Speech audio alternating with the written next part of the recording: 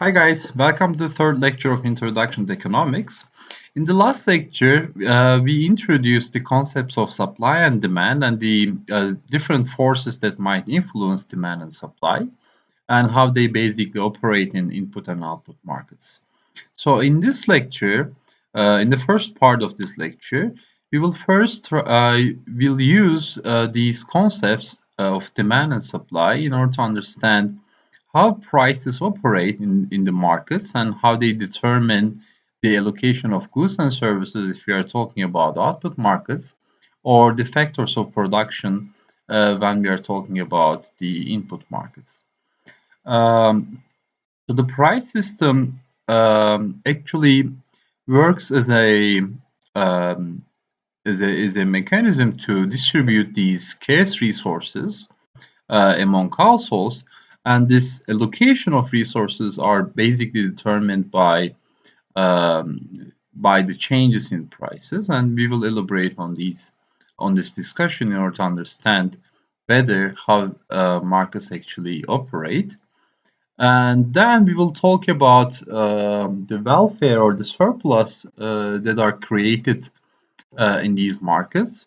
So in order to do that, we are going to introduce the concepts of consumer and producer surplus. And by using these definitions, we will discuss on how to measure the efficiency in the markets and how they might be affected by different factors. In the second part, we will introduce the concept of elasticity, which is basically a general concept that we use in order to measure the magnitude of a change in an economic variable on some other economic factor. So in particular, we are going to introduce different types of elasticities, starting from price elasticity of demand, um, and we will show how to calculate these measures. And we will also talk about different types of elasticities by looking at their different magnitudes.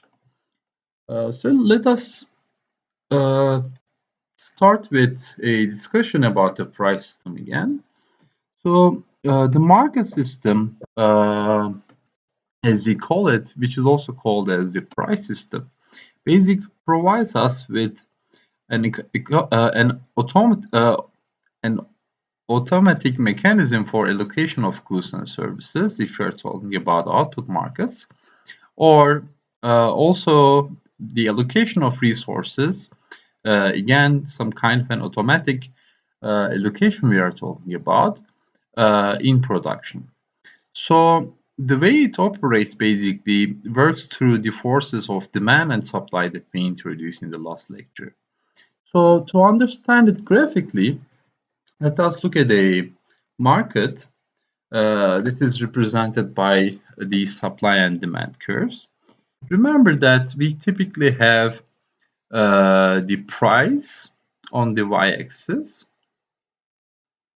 and quantity demanded or quantity supplied, depending on which curve or which function we are looking at, is represented on the x-axis.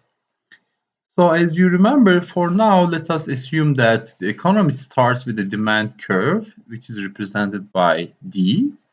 You can also think about lines, doesn't matter here. And let us consider that the supply in the economy is given by this S1 in the beginning. So remember that the market equilibrium was found on where quantity supplied by looking at this curve was equal to quantity demanded. So this E1 is our first equilibrium point where quantity supplied meets quantity demanded. And remember that at this exact point, we have an equilibrium price that is determined by these quantities. So we can look at this equilibrium in two ways. In the one way, we can say that there is an equilibrium price, this P1 here, that at this exact price, the quantity demanded is equal to quantity supplied. Or one can also consider that um, what would be the quantities such that the willingness to pay from the households, which is determined by demand, and willingness to sell are the same, so that by looking at these numbers, we could say that so there should be a price that on which the willingness to pay and willingness to supply is the same, so that these two forces are some kind of in a kind of a balance. So, but in the economy, there might be changes, so that we will try to understand how prices adapt to these changes, so that the economy converges to a new equilibrium. So, in order to understand that, let us assume that for some reason, so it might be a cut down of electricity, or some kind of increase in the costs of production, for example, so that the supply shrinks, so that the supply curve shifts to up or to the left, so that like in the beginning, so in this initial prices, we will see a shortage of supply, or said in other way, so we can also think about this condition as an excess demand condition. So to understand that, let us look at again. Let us look at the graph again, so that we have started with the point E1 where the supply was S1, but now we move to a different supply curve, so to this S2, right? And at these prices, in the initial equilibrium price levels, now the quantity that producers would like to supply is given by this amount, so that we have this quantity supplied here at these price levels, and quantity demanded is the same because there is no change in the demand, right? So this Q1 star still gives us the quantity demanded. But in this case, as it is shown in the graph, so there's an excess demand or shortage of supply, because with these price levels, there are few producers who would like to produce this amount of good for the given price level. But since the price is the same for the households, they would still like to buy this amount of good. But there are not enough suppliers to provide this amount of good to the households. So what happens then? So what will change? So we can also look at, since what we could buy is basically determined by what is produced in the first place, so that we should find a way to distribute this amount of good to the households who would like to buy these, right?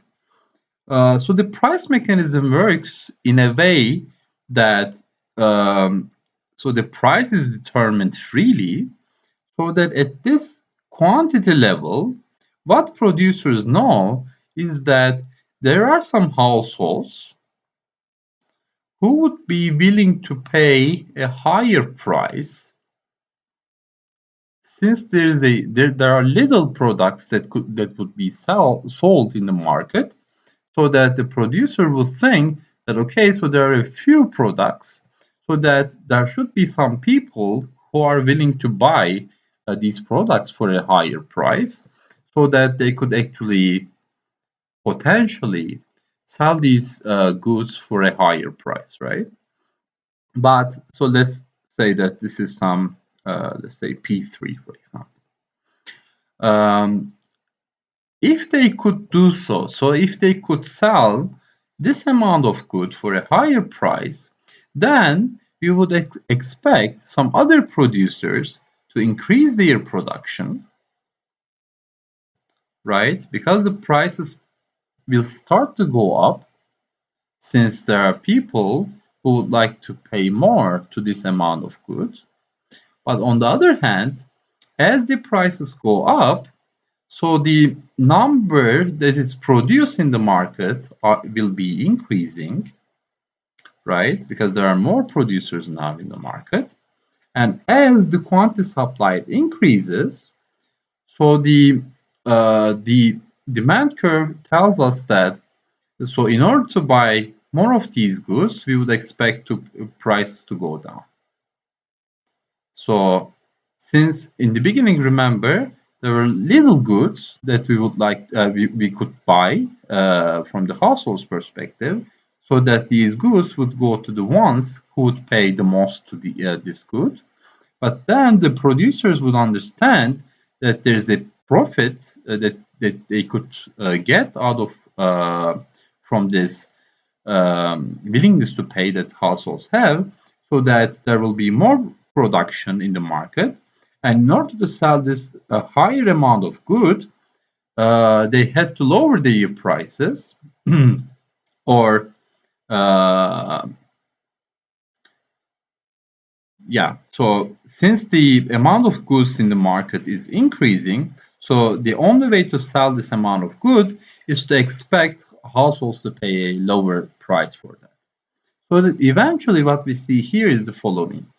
So remember the story again. So we start from a decrease in the supply, which created a shortage of supply.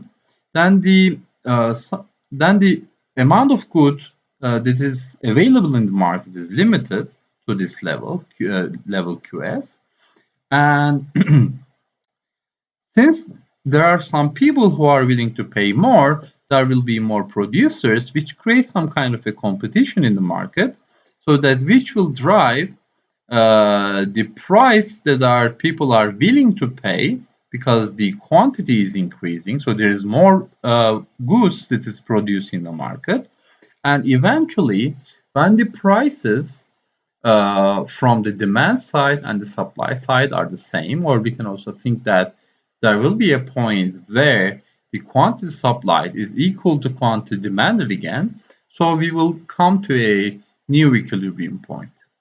So that we started from an equilibrium, and for some reason there was a change in the supply, then we ended up with a new equilibrium point. So which forces were in play here? So in the beginning, the differences in the willingness to pay and willingness to sell were different, which led production to go up. But as production went up, the willingness to pay would decrease, so that we would end up with a near equilibrium level in which, again, the quantity supplied is equal to quantity demanded.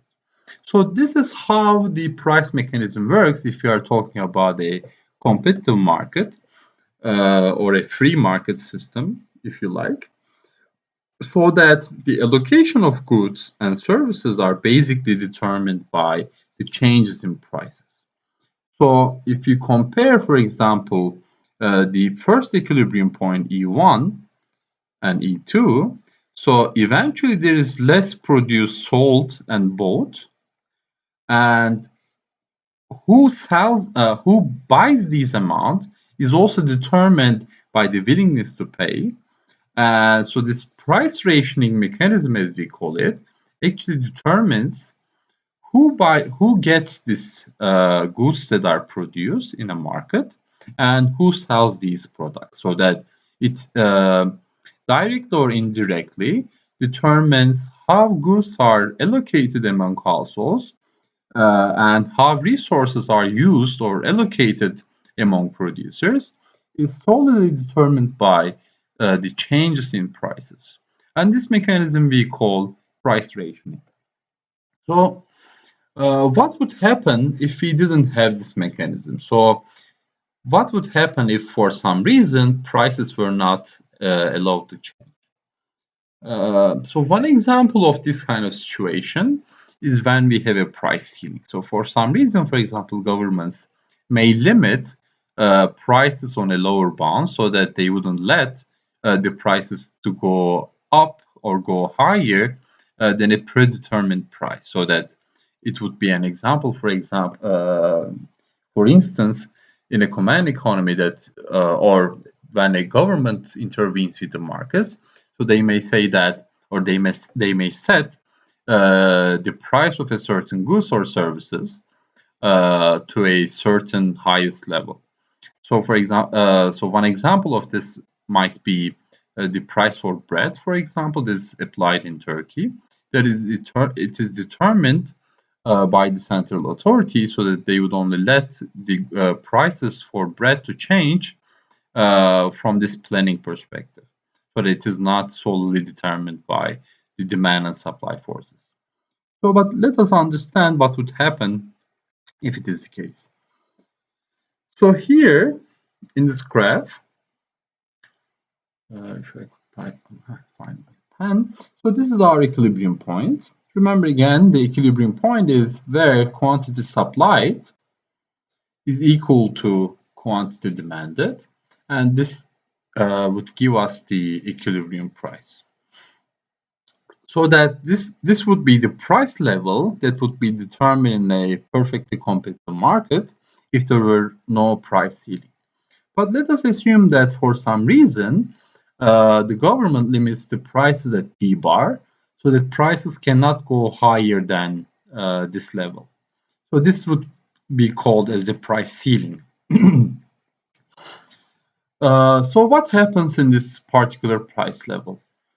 So the quantity supplied is now limited because in the perfectly competitive market, the producers would like to increase the amount that they would like to sell because they know that if they had this QS amount of production, there would be there would be some people who would be willing to pay more to this amount, so they would increase their production, right?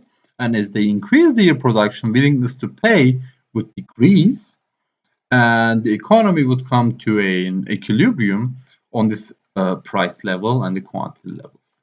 But now they cannot do that because it is not allowed by the authority, right?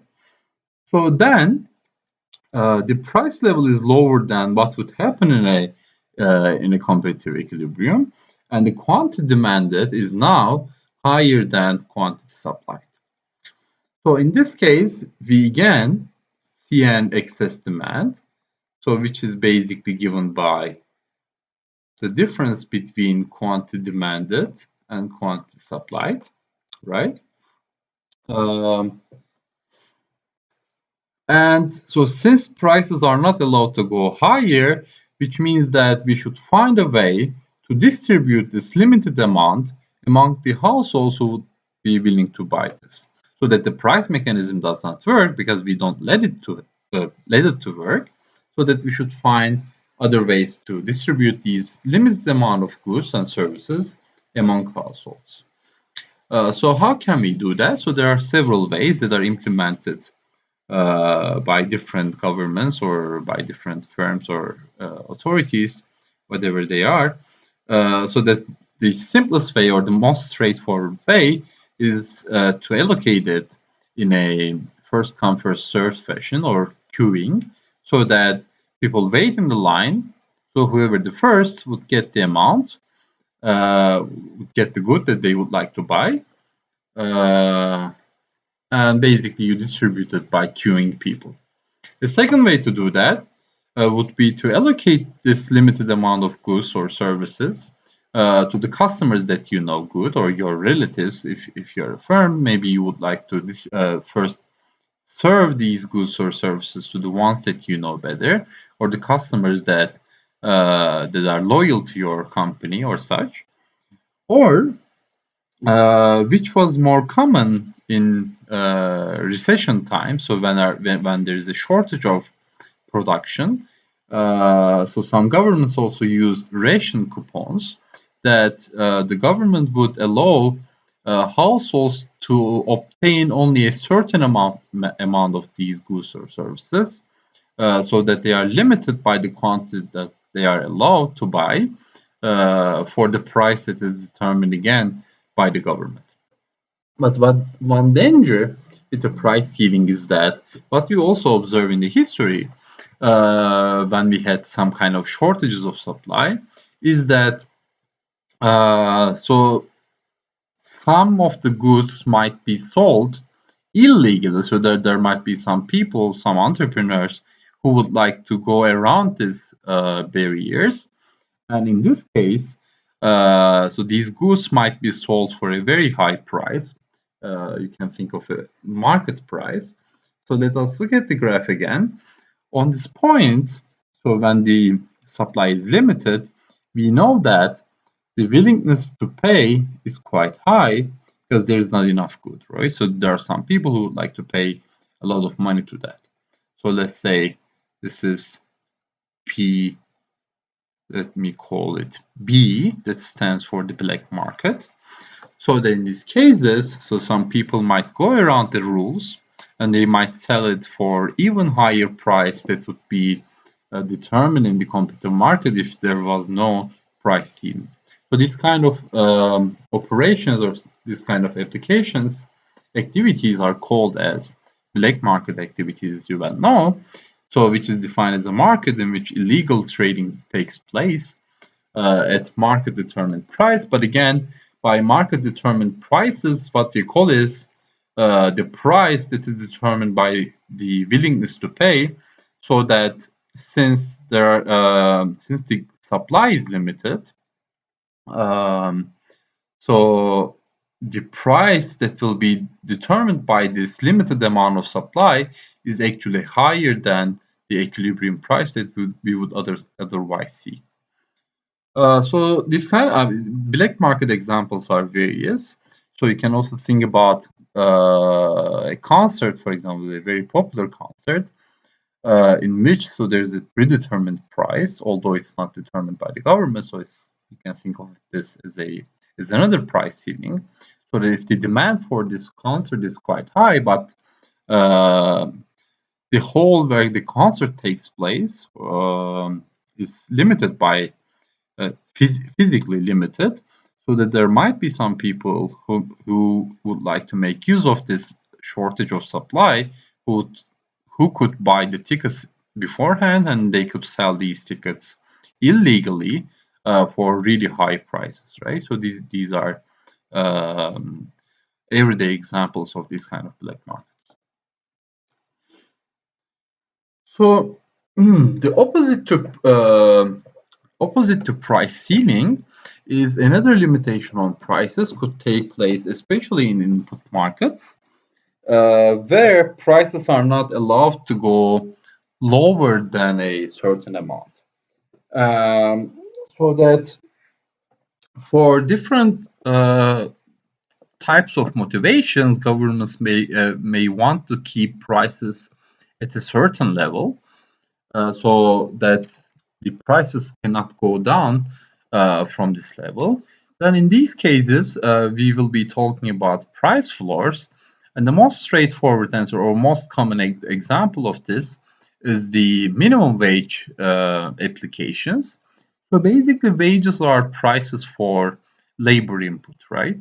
So that we can think about wage as the price for my labor supply or my labor force that is demanded by the firm now. So the firm, as you remember, in the input market, so these are the firms who would demand the labor, and these are the households who would supply uh, their labor. So that in certain cases, governments may want to avoid exploitation of labor power, or they would like to keep um, the earnings or the well-being of workers at a certain level, so that they might determine a minimum price or minimum wage that would be paid to this labor. But again, there might be unintended consequences of these kind of applications. The reason is the following. So if there were no minimum wages, so the market wage level, let's say this is WC, would be somehow lower than this minimum wage application. And so the labor supplied and labor demanded would be something around here, right? So let's also start. So that this would be the level of employment if there were no minimum wages that are implemented in these markets. However, now that the wages are limited to go down, so they cannot be lower than this minimum wage. So in this case, since it is more costly for the firms to hire more labor, they would limit their demand.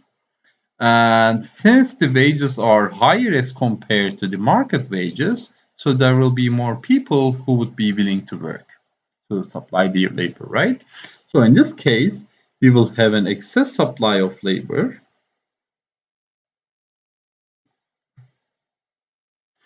And this difference will be called as unemployment, because unemployment will be defined as the people who are looking for, like actively seeking for jobs, but who cannot find. And the unintended consequence of minimum wages is this limitation in the employment of labor who would like to hire their labor power, or rent their labor power, or supply their labor power to firms. But with the application of minimum wages, so these people cannot find jobs, because since the cost of production will be higher for the firms, they would demand less labor. So this would be a good example for the application of price floors. Price floor. All right. So this is how the price mechanism works. So we started with the understanding of how price mechanism works with a simple example, and then we see that there might be some consequences of, if we limit the way that price mechanism works. But is it good or is it bad is a normative question. And in order to understand this, we should come up with a measure of well-being by looking at these demand and supply forces. So to do that, we use two terms. That the first one, which is called the consumer surplus, actually is a measure to quantify or somehow measure the well-being of the consumers in a market economy. So from our previous examples, we have seen that, or we already know from the last lecture also, is that the demand curve or demand function shows us the willingness to pay from the households to a certain amount of good. So for now, let us assume that this is the price that is determined in the market, so that everybody can sell and buy from these prices, right? So and the total quantity that is sold and bought is the equilibrium quantity level, which is represented by Q star. So that we all know that, so there are people who are willing to pay more for if the amount was more limited, so that but they can still buy this good from the market price that is available to them. So for example, let us assume that this is the market for let's say pizza, if you like, so that when I am hungry, I would be willing to pay, let's say, 50 liras or say 100 liras for a good pizza that I would like to buy. But the producer, he cannot measure, or she cannot measure how hungry I am when he sells the product, right? So so if the market price for pizza is, let's say, 50 liras, so no matter how hungry I am or how much I am willing to pay for this pizza, let's say 100, I can still buy this amount for the market price level, which is 50. So that this difference between 100 and 50 actually gives me my surplus that I would gain from the operations of the market. So if there were no market, so if we would bargain with the producer only for the product that I buy, then the price that would be determined would be a result of our bargaining process, right? But the way markets work is that it is some kind of an automatic price rationing that determines these price levels in the market. So these are the equilibrium prices. I can enjoy this difference between my willingness to pay for a certain amount of pizza and the price it is determined in the market which the exchange takes place. So that this difference between 150 will give me my consumer surplus. So that if we sum up all the surplus that is realized by the households, remember that there are different willingness to pay for different amounts of the service or the goods this is produced, so that there are different amounts of surplus that are realized in the market. And if we sum them up, so we get the total consumer surplus, or this is also defined as total consumer welfare, if you like. So the opposite also occurs for the producers. So again, let us assume that this is the market price and this is the market quantity that is determined in the market. But some firms are more able to produce the good for a lower cost, so that they would be still happy if they could sell their product for a lower price. And there are some other firms uh, who bear like more costs. Maybe they are not as effective as the other firm for some reason. Maybe because of their scope. Maybe some of them are bigger firms and some of them are smaller firms. So we don't know what the reason is. But what we know is that there are different willingness to sell for different amounts of products that is produced by the firms. But again, as in the consumer case, the prices are determined in the market. So maybe cost of producing one pizza, or I don't know, let's say 3 pizza, is say 20 for this particular producer, but he can still sell this pizza for 50 Turkish liras, which is the price it is determined in the market.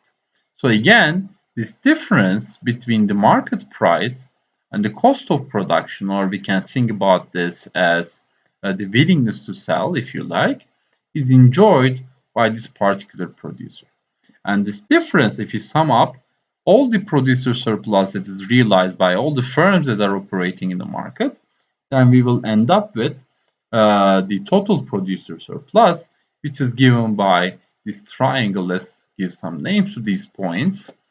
Let's say this is A, B, and C, so that this triangle actually gives us the total producer surplus. All right. So a way to measure the total well-being of a society in a particular market, we use the sum of the consumer surplus and sum of and the producer surplus. So together, they form the total welfare or total surplus in a particular economy. Let me try to draw this here. So let us draw a graph where we show the total surplus. So maybe we understand better by doing this. So I can take myself here for now. So again, as always, so this is the price level and this is the quantity. So, and let us assume that this, so there is a demand here. Let's call this demand. And there's also a little happy supply here. So the market equilibrium is where there is such a price, let's call it P star, so that quantity demanded, I look at the demand curve, and at this price level, I look at the quantity that would be demanded by the households. So this is quantity demanded. So on equilibrium, I know that it has to be equilibrium with the quantity that is supplied. So which constitutes the equilibrium quantity, right? So we can define the consumer surplus as the sum of, let me use another color maybe now. Let's use this little pink. So the consumer surplus is the difference between willingness to pay by the household and the actual market prices. So if we sum them all, so this triangle gives me the total consumer consumer surplus or consumer welfare.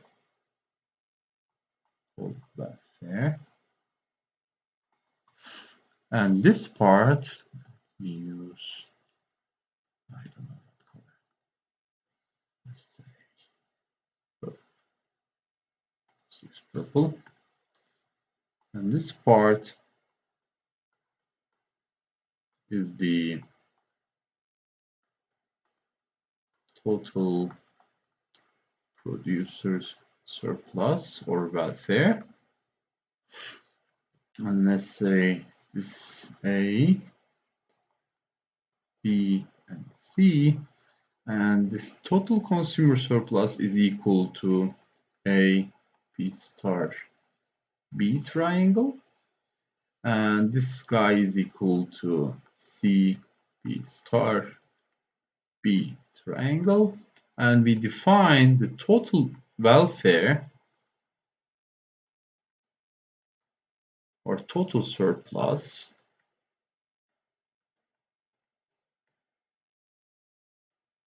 as the sum of total consumer surplus and total producer surplus, which is given by this ABC triangle. All right. So if a market is operating well, we say that total welfare is maximized if there are no frictions, so if there are no limitations in the way that prices work. And when we say that, we mean this total surplus that could be realized in this market with the given demand and supply is maximized. Uh, so if there are any limitations in the to the way that prices actually operate, or if there are any other cases in which markets may not be operating efficiently, then the total surplus is not maintained, and we say that markets are not inefficient. So again, when we talk about market efficiency, we will be talking about the total surplus, which is maximized. And if this is not the case, if there is some surplus that could be realized in some other way, so we can think that markets are inefficient. So to understand that, um, let us look at the case with the price ceiling, for example. So that remember that price ceiling would constitute the case in which the prices wouldn't operate freely. So that in this case, we will try to understand uh, how consumer surplus and producer surplus is realized. So again, it's the price and it's the quantity. Let me draw some lines here. This is demand. Line. Oops. Line. So, okay. So this is again demand and supply. So you know that this big triangle would give us the total surplus from the previous graph, right? So, but now I say that let there be a price ceiling so that prices cannot go higher than this amount. So what would happen if there was a price ceiling? Or let me draw all of it. So this would be the equilibrium price. So if the prices cannot go up, and let us assume that there is no black market in this case, so that people are not doing illegal operations, then the quantity supplied is basically limited by the willingness to sell, which is determined by this price ceiling level, right? So in this case,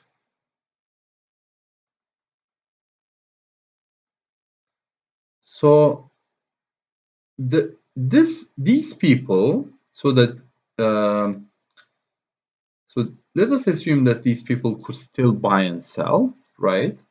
So to the left of this amount, so that the producer surplus and the consumer surplus to the left of the graph is still realized because the amount of goods on the shaded area is still produced.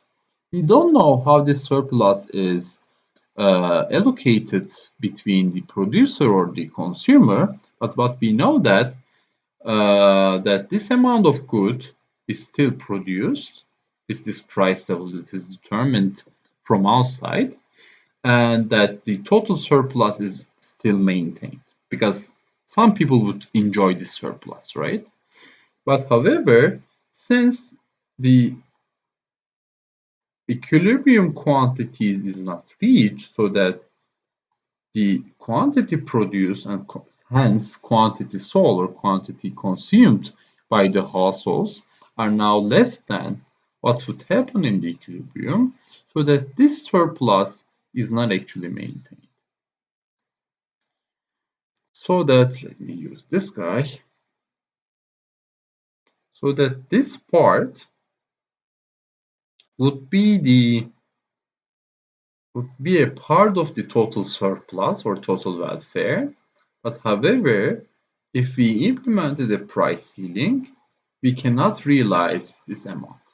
And this amount in economics is a source of inefficiency, which we call as the dead weight loss or welfare loss.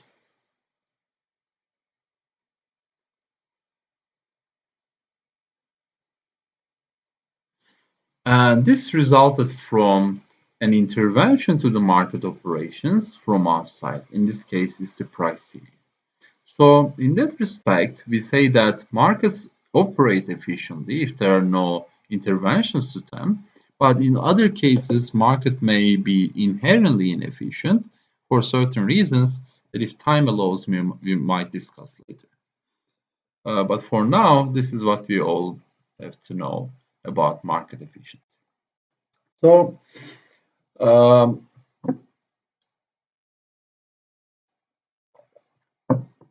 as we again discussed in the previous lecture, so there are different determinants of demand and supply, right? But the most important relationship that we would like to understand is first how prices affect the quantities that are demanded or supplied.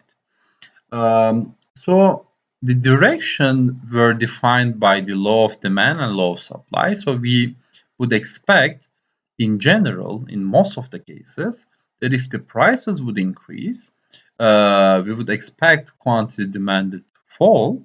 And if the prices would increase, we would expect quantity supplied to increase. And the reason behind was that people or individuals would like to satisfy their wants for the least cost that is possible or least expenditure that is possible. On the other hand, the firms would like to maximize their profits, or they would like to get the most profit um, as possible. And as the prices would increase, then the firms would like to increase their production to increase their profits. On the other hand, if the prices would increase, then the households would buy less of this particular good and they would spend their limited resources on other goods, maybe. But it is not only the direction of this relationship between prices and quantity demanded or supplied, but also the magnitude is also important. And in order to measure this magnitude, we use a general concept To quantify the response in one variable, in our case, it will be either quantity demand or quantity supply in most of our applications, when another variable change. So you should be aware that this concept of elasticity is not limited to demand or supply applications, but these are the ones that we are going to discuss about or discuss on in this lecture at least. So to understand why we need a new concept or new measure to quantify this magnitude or this relationship between prices and other in two economic factors in particular, let us go over an example.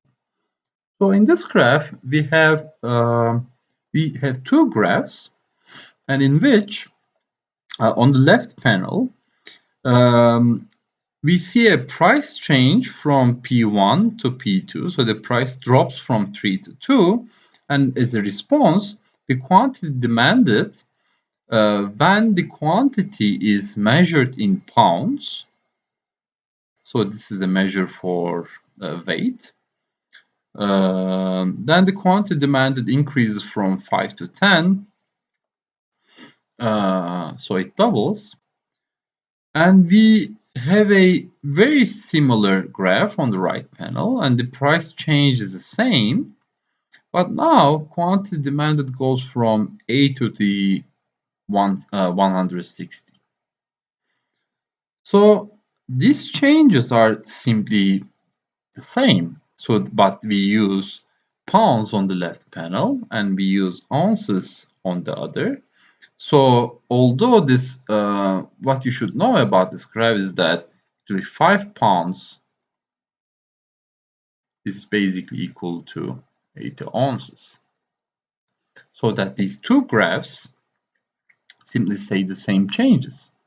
So one measure that we could use in order to quantify the magnitude is slope. So let us remember what the slope here would tell us. So the slope is basically the change in the y-axis. So if you draw them like this, divided by the change in the x variable, right? So here on the left panel, delta y is, if you assume that we go from P1 to P2, or if we move in this direction, then delta y is simply 1, or minus 1 to be more exact, divided by 5 for the left panel, right? And on the right panel, it will be again minus 1 for the denominator, but denominator is somehow different. Now it is 80. So the slope gives us an understanding of the magnitude of a change. What it tells us is basically this. So what is the response of y variable? What is the absolute response?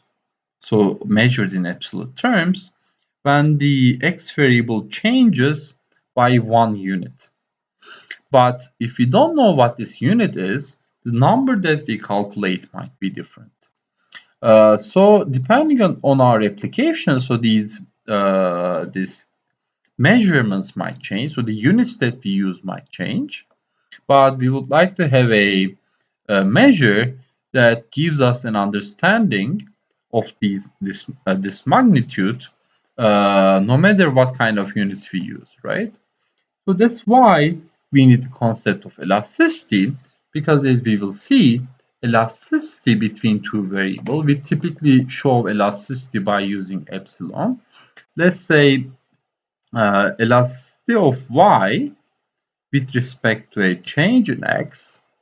So we will call this x elasticity of y in our applications, is basically, instead of using these absolute changes, we use the percentage changes in two variables. So this is the percentage change in y divided by percentage change in x, which would give me the number which I can define as the percentage change in y in response to a 1% change in variable x. So that instead of absolute changes in elasticity, we use percent changes in order to have a unit independent measure of the magnitude. So the first important elasticity that we use is the so-called price elasticity of demand. So that we typically use, so since the most fundamental elasticity, we only denote it mostly by epsilon d. So again, from our definition, the price elasticity of demand should be measured as the change in quantity demanded in response to a change in price in terms of percentage changes, right? So to implement this in this figure, so we can use, so instead of using the absolute changes, we could use the percentage changes. But the problem here is, how should we define the percentage change, right? So the first definition that comes to your mind is, so the percentage change from, let's say, point A to B, or from Q1 to Q2, is the change in Q divided by the Q. But the question is about this denominator. So how should I choose this?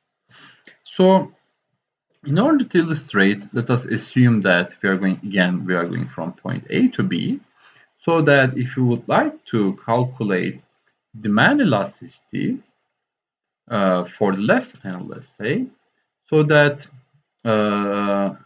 we are after,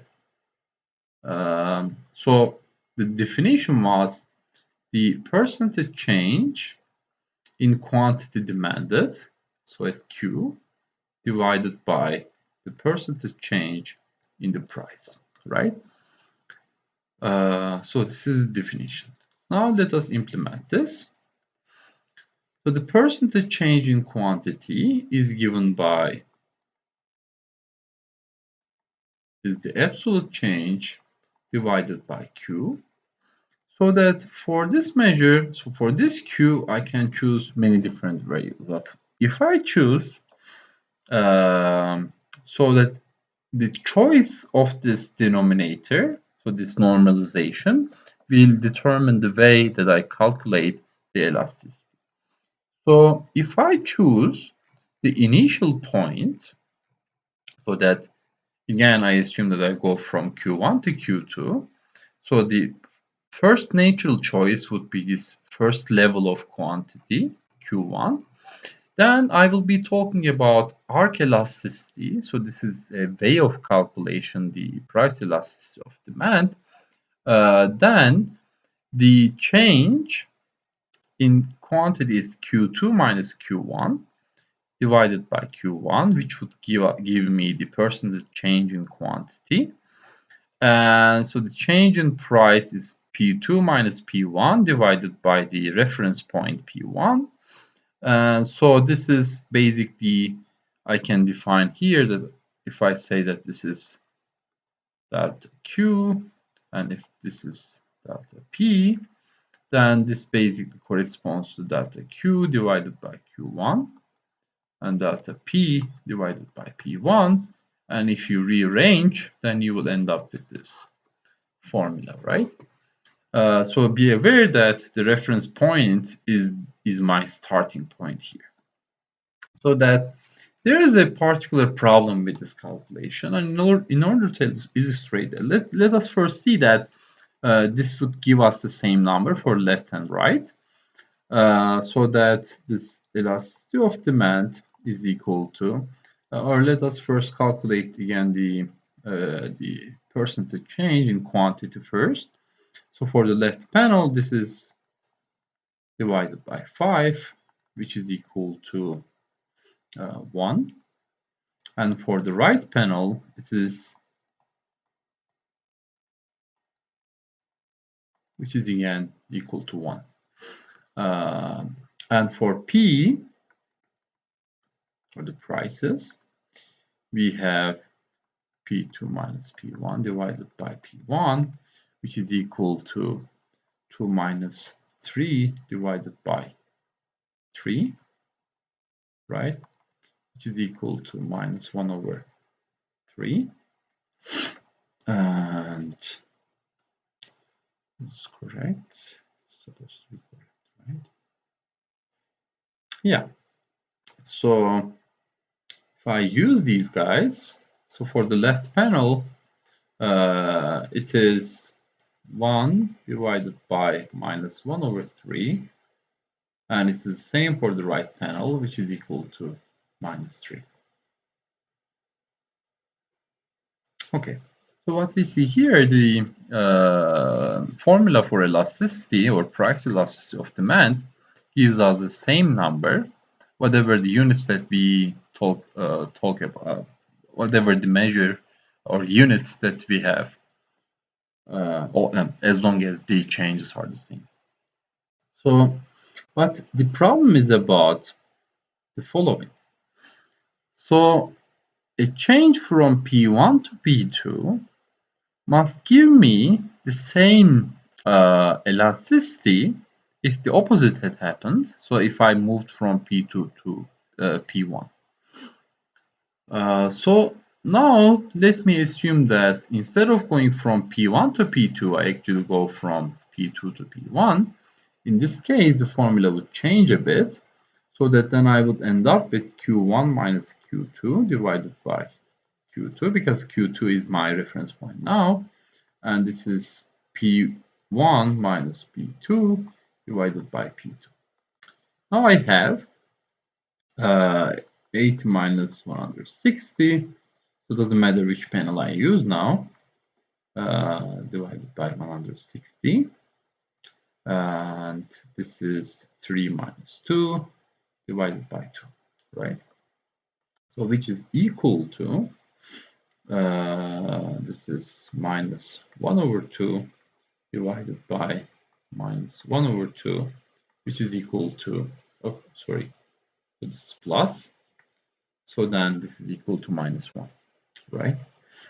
So this is different from this number. Although I do the same move, but in different directions, since my reference point changes. So in the beginning, my reference point was this Q1, but in the second, my reference point was here.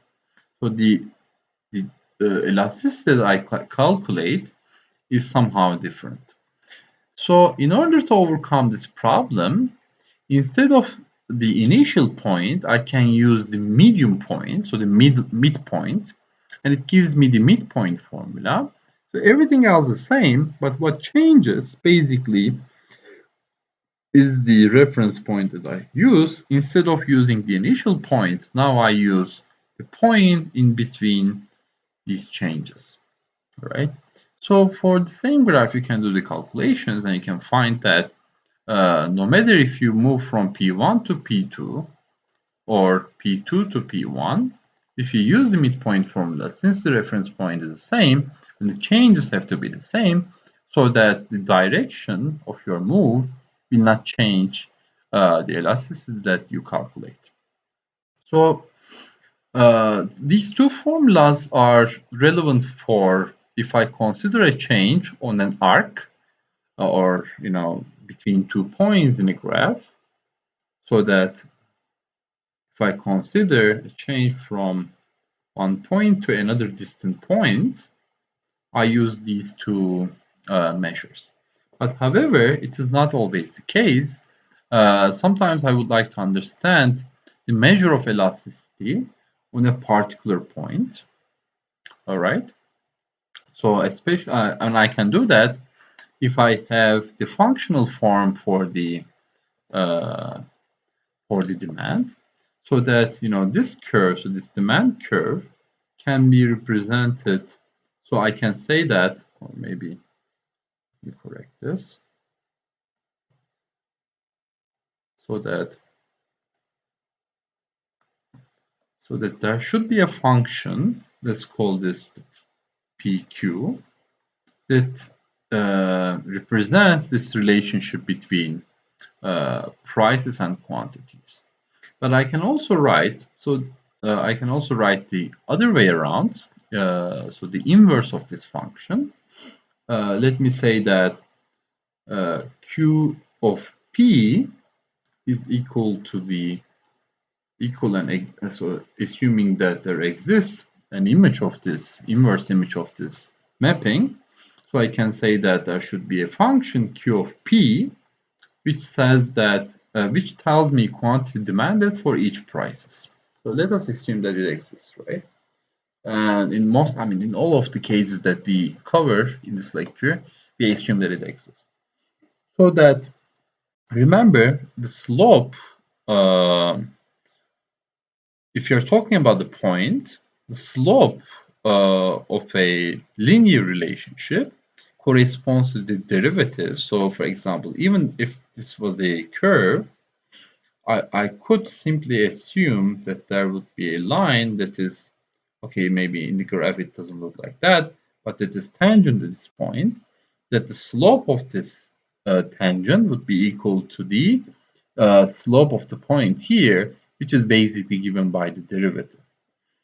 So if I'm interested in the elasticity of, so price elasticity of demand on a particular price quantity level, then I have to make use of the derivatives. Then simply the formula changes into this direction. Basically, it's the same formula. So remember that the arc formula was this, right? So now I'm not talking about a big change. So instead of this, I use a small change, which is represented by D, so that the formula is the same. But if I rearrange, basically gives me a better illustration, so that it just says it is the change, the response of quantity to a change, to a marginal change, or to a incremental change in prices, which is normalized by the year average. So you can also think about it by the year ratio, if you like, which will give me the point elasticity. In this case, is the point elasticity that is calculated for the price elasticity of demand. All right, so this was the first elasticity. This is the first elasticity. So there are different types of demands that we name them for the type of elasticities that they have. So that, remember that the definition, so try to understand the intuition behind this term. So it is basically the sensitiveness of quantity demand, or of the demand, to changes in prices. So as the price elasticity go up in absolute terms, so let me say absolute term, because this is almost always negative. And the reason is that if price is increasing, we expect quantity demanded to go down. So that's why it is negative. But as the absolute level goes up, we say that the demand is more sensitive to the changes in prices. So in the one extreme case, if price does not respond to the changes in price, then we say that it is a perfectly inelastic demand. So no matter what the change in price is, the quantity demanded will not respond to this. So how can we draw the graph for this particular case? So what we are saying is that, what is price? What we are saying is that no matter what the change in price is, the quantity demanded will not change. So it's basically this case, right? So if you change the price, quantity demanded is always here. So this is a perfectly inelastic demand. And the other case, the other polar case, is basically the opposite.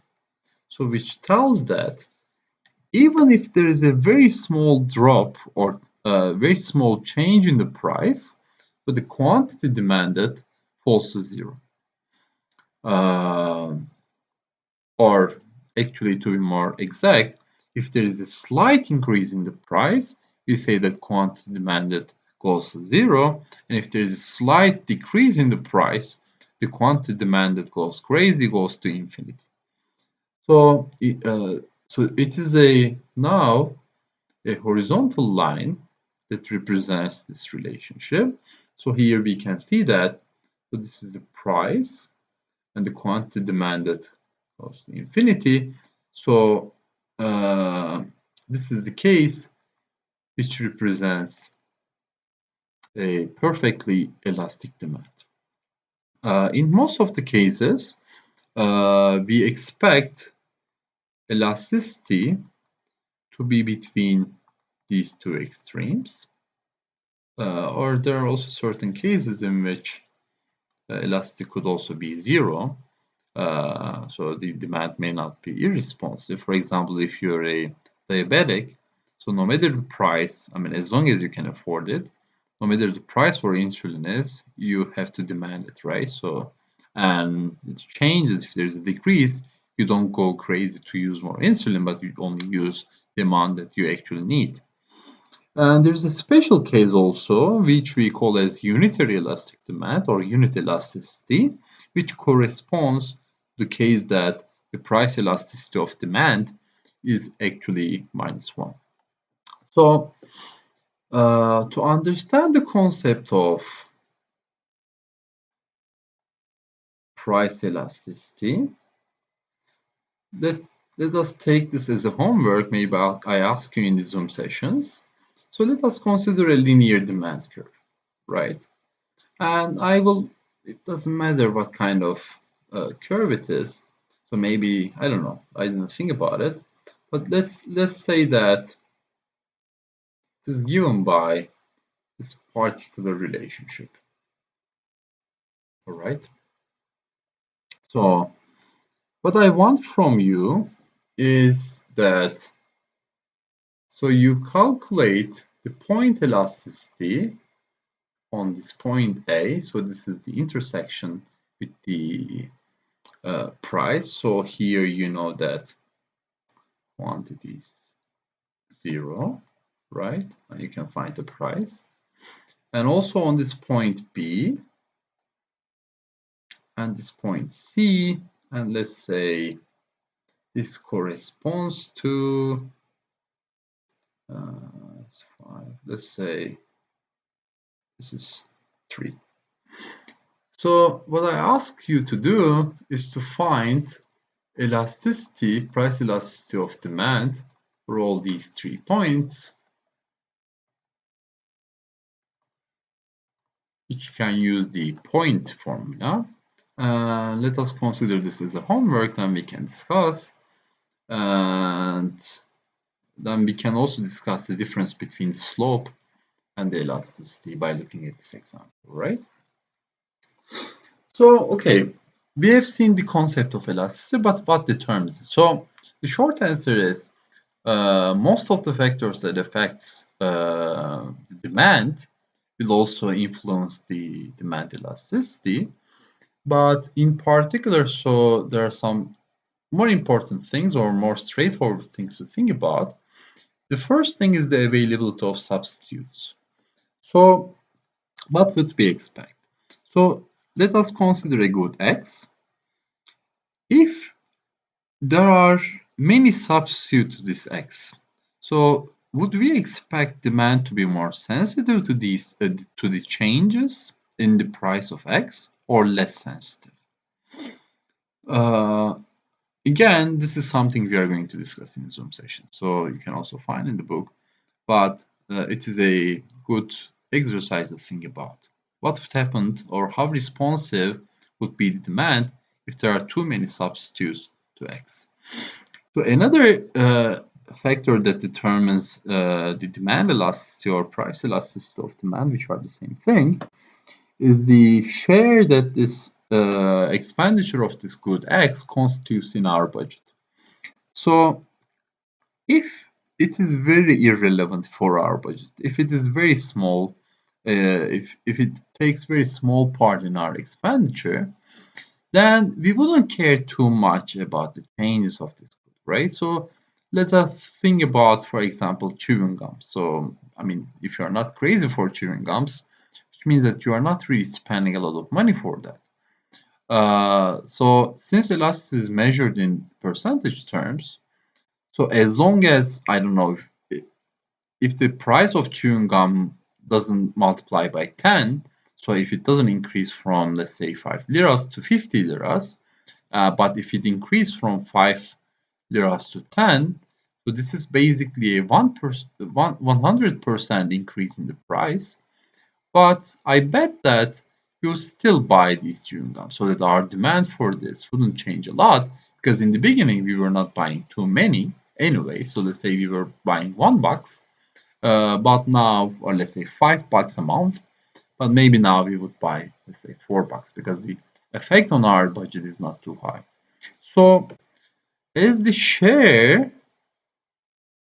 of the expenditure on good X goes down, we would expect elasticity to also go down in absolute terms, so that we would expect this to approach to zero. And the reason is that, we don't pay too much attention to the price level of this good because the share in expenditure is too little. And the other factor is time dimension, because some of our consumption decisions are somehow time dependent. Um, so it might influence our consumption decisions or the responsiveness of demand in the short run or in the long run, because in these kind of consumption decisions, we might need to change our habits or the situation that we are living in. To illustrate, maybe it's a bad example, but suppose the case that you are living in a rented house, so you have to pay rents, and suppose that there are not too many places available, right? So even if the rent increases quite a bit, your demand might be irresponsive to that. So you might still need this house for at least for a limited amount of time, let's say for 3 months. So this price change may not affect your demand decisions, right? But in the long run, if the rents would increase a lot, then maybe you start thinking about buying a house for yourself, or maybe you decide to change your district, so that in the long run your demand might be affected.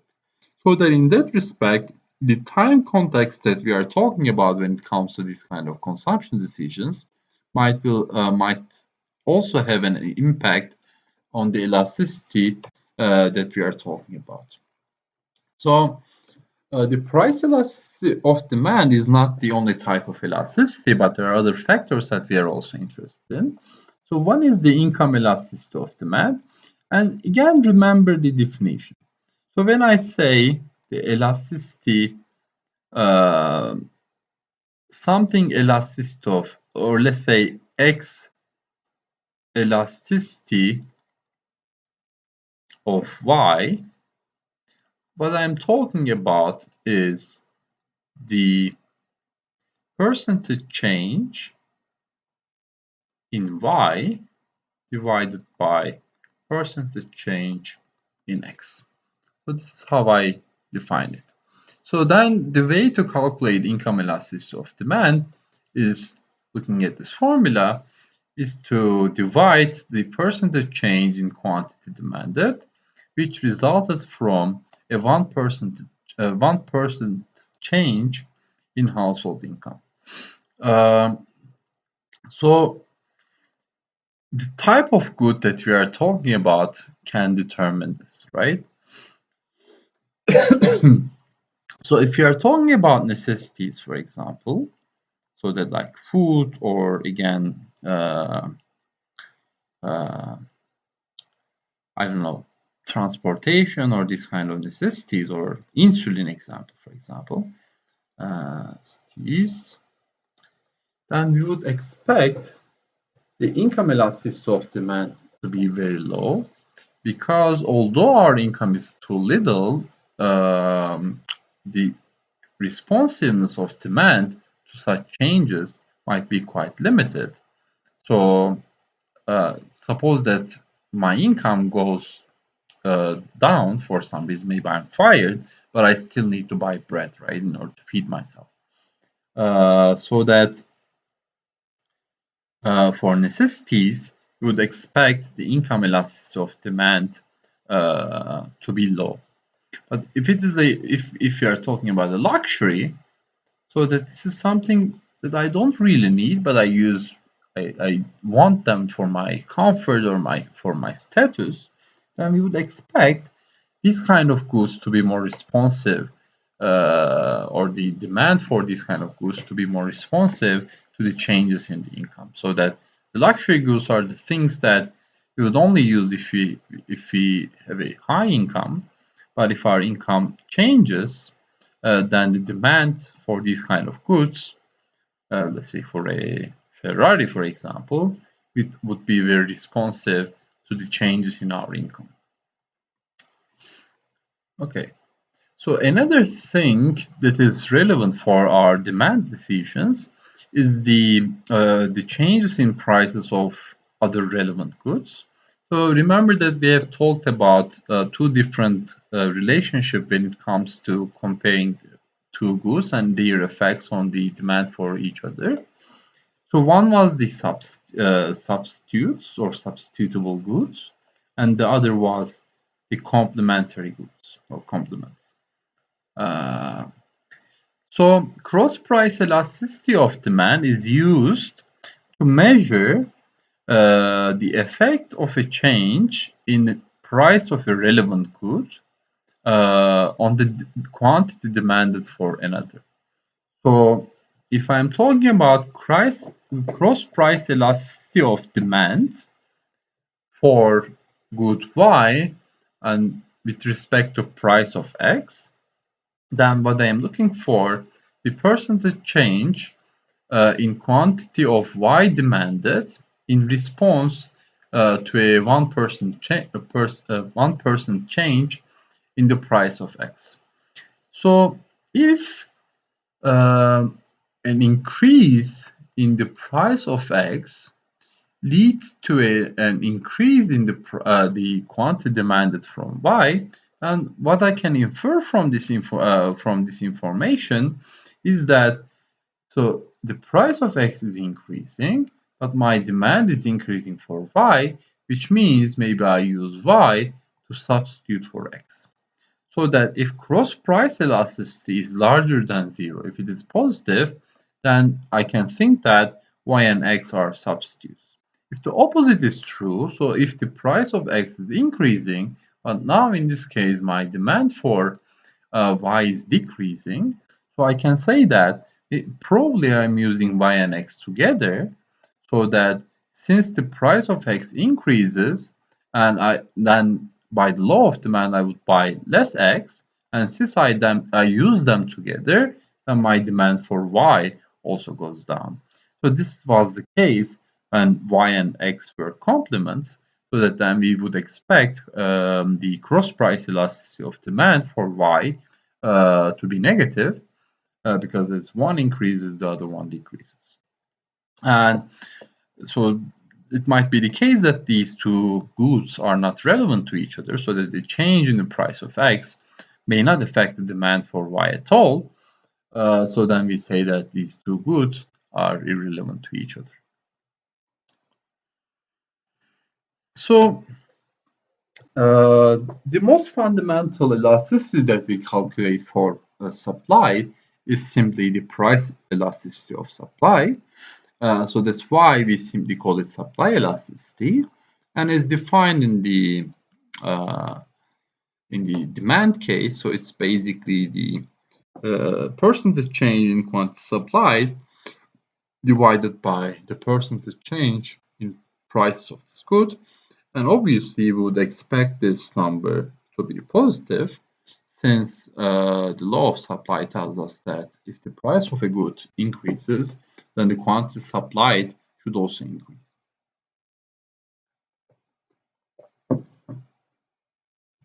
So It is it for this lecture. For this, especially for the second part, I would suggest you to do some exercises that exist in the book so that you can bring into the class and we can discuss them.